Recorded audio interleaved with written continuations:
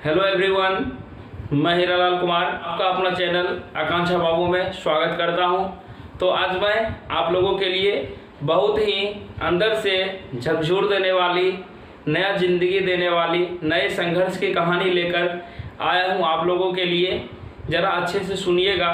एक बाज की कहानी। ठीक है बच्चों, बाज तो आप लोग देखे होंगे कि बाज कितना भी आसमान में उड़ जाए, अगर वह उतना ऊपर से भी अगर धरती पे किसी भी चीज़ को देख लेता है, उसका अगर शिकार है तो उतना ऊपर से आकर भी उस शिकार को एक बार में लेके चला जाता है। यानी कि वह अपनी सफलता से कभी भी चूक नहीं मानता। पॉलिटेक्निक किया, बीटेक किया, बहुत सारे बच्चे क्या होते हैं कि हार मानने लगते हैं कि नौकरी नहीं हो रहा है, ये नहीं हो रहा, और वो थक हार के बैठ जाते हैं। ठीक है, तो उन्हीं के अंदर जुनून जगाने के लिए मैं ये वीडियो को बनाया हूँ।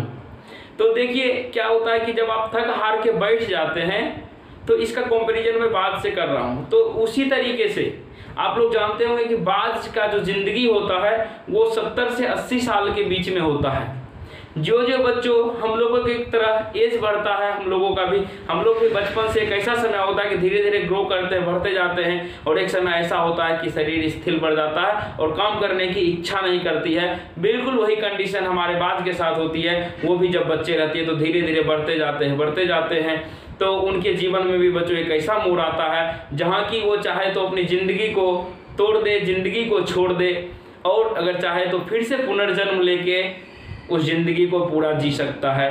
तो आइए शुरू करते हैं। तो देखिए, बताइए, एक बात जो होता है कि वो धीरे धीरे बढ़ते जाता है, और 30 से 40 साल में क्या होता है कि बच्चों उसका जो है कि जब शुरू में अगर कोई बच्चे हैं तो उसका शरीर हल्का होता है, चोंच अच्छा होता है, पैर अच्छा होता है। ठीक है, तो उसी तरीके से ज्यों वो बढ़ते जाते हैं उनका क्या होता है, पैर का नाखून भी बहुत बड़ा हो जाता है, चोंच बढ़ जाता है, और क्या होता है कि उसके शरीर का जो होता है, पंख जो होता है कि बच्चों इतना वजनदार हो जाते हैं जिससे कि देखिए पैर के चंगुल से ना वो शिकार कर पाता है और चोंच की सहायता से ना वो खा पाता है, और पंख भारी होने की वजह से वो अच्छे से उड़ नहीं पाता है।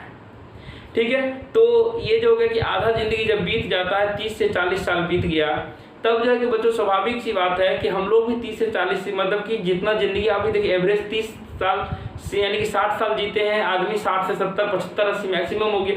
तो आधा उम्र जाने के बाद स्वाभाविक से आदमी थकते हैं तो वो भी थकेगा। हर प्रकृति का नेचर होता है, भगवान सबको ऐसा चीज़ दिया हुआ है। तो लेकिन वो क्या करता है, जब बच्चों वो शिकार नहीं कर पाता है, नहीं खा पाता है, तो भूखा रहेगा तो मर जाएगा। तो वो बच्चों 3 रास्ता, एक रास्ता है कि वह अपने ज़िंदगी को क्या करे, बिल्कुल एक गिद्ध की तरह किसी से छोड़ा हुआ मांस, सड़ा हुआ मांस उसको खा के अपना जीवन यापन करे। लेकिन बाज जो है कि पक्षियों का राजा कहलाता है, वो ऐसा नहीं करता है। वो तीसरी रास्ता चुनता है, जो कि रास्ता होता है बहुत ही कठिन, अपने को दुखदाई देने वाला, अपने को कठिन मतलब कि अपने को दुख देने वाला।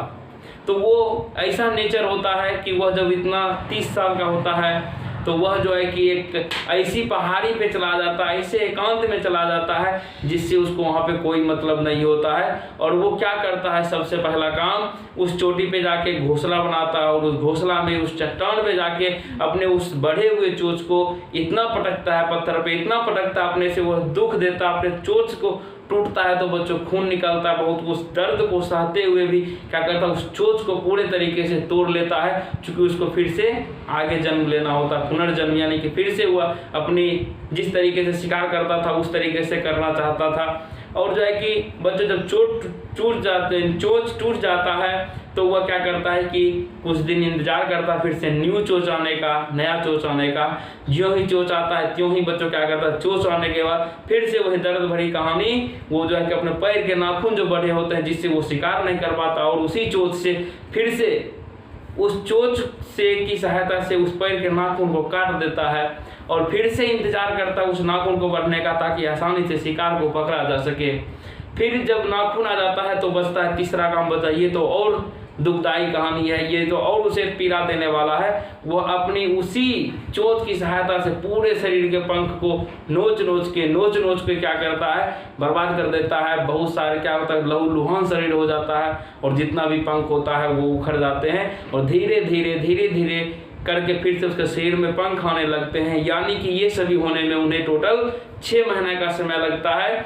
तब तक बच्चों 6 महीने के अंदर अंदर उन्हें क्या हो जाती है, फिर से वही बचपन का न्यू चोच, उसी तरीके से पैर के नाखून और जो है कि शरीर में हल्के पंख आ जाते हैं, जिसकी वजह से फिर से वह अपनी नई जिंदगी वहाँ से शुरू करती है और फिर से वह बच्चों जितना आसमान उड़ता था उससे भी ऊंचाई पर चला जाता है। तो बच्चों यही आपसे कहते हैं कि आप लोग भी थक हार के नहीं बैठिएगा और अंत में एक बार और कोशिश करके देखिएगा, जरूर जिस मुकाम पे हैं उस मुकाम से भी आप ऊपर जाइएगा। ये मेरा विश्वास है, ये मेरा प्रैक्टिकल एक्सपीरियंस है। तब तक के लिए बच्चों अगर वीडियो अच्छा लगा तो वीडियो को लाइक कीजिएगा, शेयर कीजिएगा और अपने दोस्तों को भी शेयर कीजिएगा, ताकि वो भी मोटिवेट हो जाए, थक हार के ना बैठे और एक नई जिंदगी की शुरुआत करें, क्योंकि हर माँ बाप घर में बैठ के सपने देखते हैं अपने बच्चों के बारे में।